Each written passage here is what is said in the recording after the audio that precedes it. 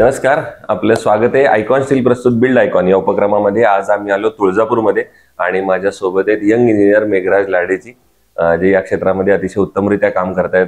Basically जास्त residential प्रोजेक्ट्समध्ये काम करतायत आणि आता त्यांचा प्रवास खरं तर सुरू झालेला आहे, पण अजून मोठे मोठे टप्पे गाठायचे आहेत. पण तो प्रवास एकंदर पाठीमागचा कसा होता आणि भविष्यातला कसा असणार आहे या सगळ्यावर आपण बिल्ड आयकॉन या प्लॅटफॉर्मवर त्यांच्याशी गप्पा मारणार आहोत.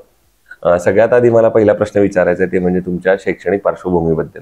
म्हणजे तुमची शाळा कुठली होती, तुमचं कॉलेज कुठलं होतं आणि सिव्हिल इंजिनिअरिंग या फील्डमध्ये येण्यामागची प्रेरणा कोणाची होती, प्रेरणास्थान कोण होतं ज्यांच्यामुळे तुम्हाला असं वाटलं की आपण पण सिव्हिल इंजिनियर तेव्हा बनावं? तर काय सांगाल? नमस्कार. प्रथमतः माझं नाव मेघराज लादे, मी मुरुमचा आहे. माझं 10वी पर्यंत शिक्षण गावामध्येच झालंय. 10वी 12वी म्हणा. प्रतिभा निकेतन विद्यालय आमच्या शाळेचं नाव आहे. त्यामध्ये आमचे एक सर होते, चिलोबा सर कोचिंगचे. त्यांनी म्हणायचे, म्हणजे आमचा मॅथ्स वगैरे चांगला होता. त्यांनी म्हणले तू इंजिनिअरिंग चॉईस कर, तिथं स्कोप आहे. त्यांच्यामुळं मी इंजिनिअरिंग फील्डमध्ये आलेला आहे. मग परत माझं degree orchid college of engineering सोलापूरमध्ये कंप्लीट झालेलं आहे. परत आता वर्क करण्याचं ठिकाण म्हणजे टोटल मुरुम, उमरगा, आमच्या आजूबाजूचे गाव कंप्लीट करतो. देश सरांनी तुम्हाला प्रेरणा दिली की इंजिनिअरिंग मध्ये जा, कारण तुमचं मॅथ्स चांगलं होतं. पण तुम्हाला मग आतनं कुठल्या फील्डमध्ये जाण्याची आवड होती? आतनं म्हणजे माझं एक हेतू होता की गावातच राहायचं आहे मला भविष्यात.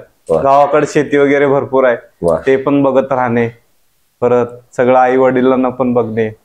त्याच्यासाठी काय करता येते, सिव्हिल इंजिनिअरिंग एक बेस्ट हे आहे, फील्ड आहे. म्हणजे गावात वर्क करता येते, बाहेर जाऊन वर्क करता येते. त्याच्यासाठी मी सिव्हिल इंजिनिअरिंग ब्रँच चूज केली, निवडली. क्या बात आहे. मग आता पुढचा प्रश्न असा येतो की सिव्हिल इंजिनिअरिंग झाल्यानंतर जो पहिला प्रोजेक्ट तुम्हाला कसा मिळाला, कोणता मिळाला, त्याच्यासाठी फार स्ट्रगल करावं लागलं का? आणि तेव्हा काम करताना काय गडबड झाली का? कसा होता तो पहिला अनुभव, काय सांगाल? नाही, भरपूर स्ट्रगल झालेला आहे. पहिला मी पुण्यामध्ये गेलो जॉब इंटरव्ह्यू साठी. बरं. तिथे गेल्यानंतर असं जॉब एक लोकेशन होता, ते पुढे गेलो त्या ठिकाणी. मग त्यांचे प्रश्न होते की विचारले, सगळं व्यवस्थित उत्तर दिलो. मग पेमेंटच्या वेळेस त्यांनी म्हणले की असं काय इच्छा आहे. म्हणलो असं एक महिन्याला 30-40 हजार तर असायला पाहिजे म्हणलो टोटल. मग त्यांनी म्हणले 12,000 रुपये स्टार्टिंग पेमेंट आहे तुम्हाला म्हणले. मी म्हणलो नको सर, काय होत नाही तुमच्या तिकडं. मग गावाकडे आलो मी. परत उमरग्यामध्ये गेलो. उमरग्यामध्ये आमचे सिनियर तिथंच कॉलेजमधले होते. सिनियर असल्यामुळं त्यांच्याकडे जॉईन झालो मी. त्यांच्याकडे थोडं वर्क एक्सपिरियन्स घेतलं. परत गावात आलो. गावातून आमचं स्वतःचं ऑफिस टाकलं कन्सल्टन्सी मधून. ओके. आणि मग तुमचा तसा प्रवास सुरू झाला. पण मग पहिला प्रोजेक्ट जो कन्सल्टन्सी नंतर घेतला तो प्रोजेक्ट कुठला होता आणि कुणाचा होता, काय आठवण आहे त्याची? कन्सल्टन्सी टाकल्यानंतर मी ऑफिस टाकायच्या अगोदरच म्हणजे असं ओळखीतले आमच्या मित्रच समजा, त्यांचा प्रोजेक्ट होता घरचा 3 BHK चा.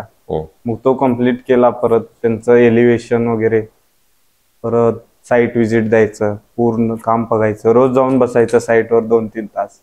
असं कम्प्लीट एक्सपिरियन्स घेत गेलो मी. म्हणजे अशा वेळेला पण मित्रच पुन्हा धावून आला आणि पहिला प्रोजेक्ट तुम्हाला मिळाला. वा.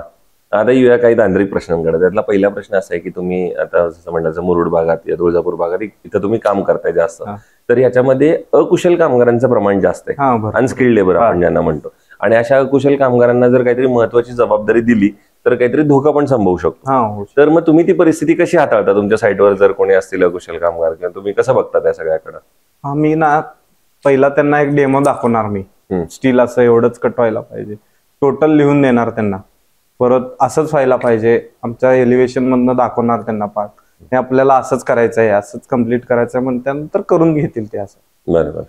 दुसरं, आता तुम्ही रेसिडेन्शियल मध्ये काम करताय, तर त्याच्यामध्ये बऱ्याचदा तुम्ही असं बघितलं असेल की तो कस्टमर तुम्हाला म्हणतो की आमचं बजेट थोडं कमी आहे, एवढ्याच बजेटमध्ये बसवून द्या. आणि तुम्हाला इंजिनियर म्हणून वाटत असतं की आपण खरं एक चांगल्या दर्जेदार बांधकाम करावं, चांगल्या बजेटचं काम करावं. तर मग अशा वेळेला बजेट आणि दर्जा हे दोन्ही कसं सांभाळता तुम्ही? आम्ही काय करतो, स्क्वेअर फूट जे असतं ना थोडं कमी वापरायला लावतो, म्हणजे खर्च पण कमी होऊन जाईल त्याच्यामध्ये. ओके.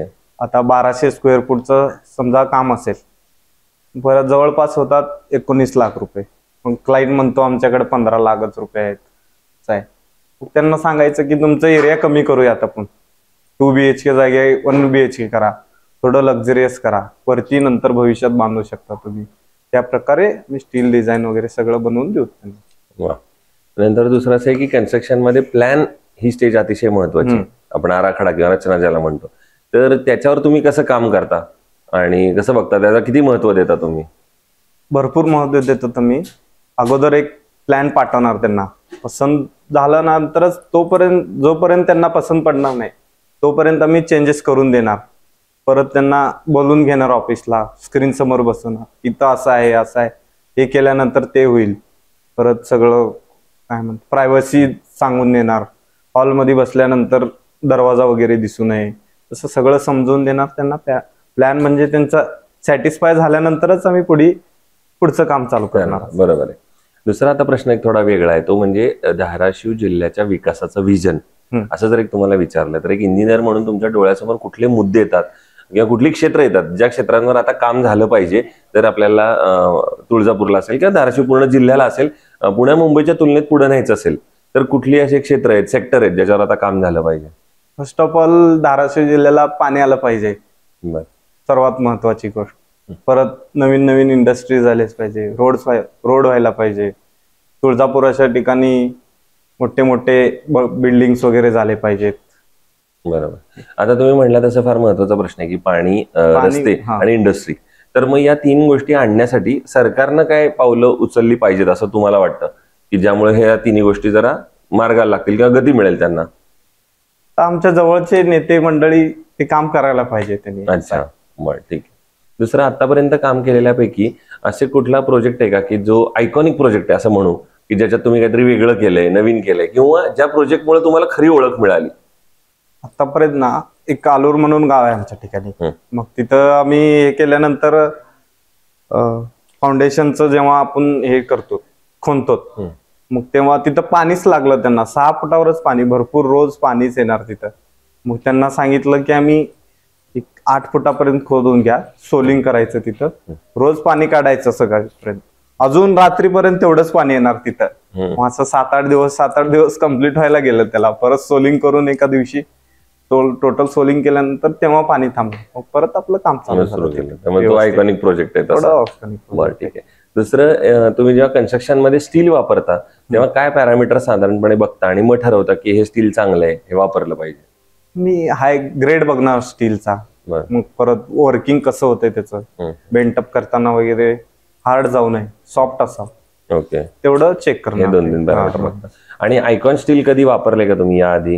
हा, वापरली. तर मग त्यांचं प्रॉडक्ट म्हणून आणि सर्व्हिस म्हणून कसा आहे अनुभव? मस्त आहे. आयकॉन स्टील वापरणं अजून सॉफ्ट पण आहे. कामगारांना काम करणं जास्त त्रास होत नाही. स्टिरप्स वगैरे बेंड करायचे असले ना दुसऱ्या अदर स्टील, थोडं हार्ड जाते त्यांना, मग हे सॉफ्ट जाते, त्यासाठी चांगलं आहे. त्यामुळे तुम्ही सॅटिस्फाय आहात? आयकॉन स्टील रेफर करतो क्लायंटला.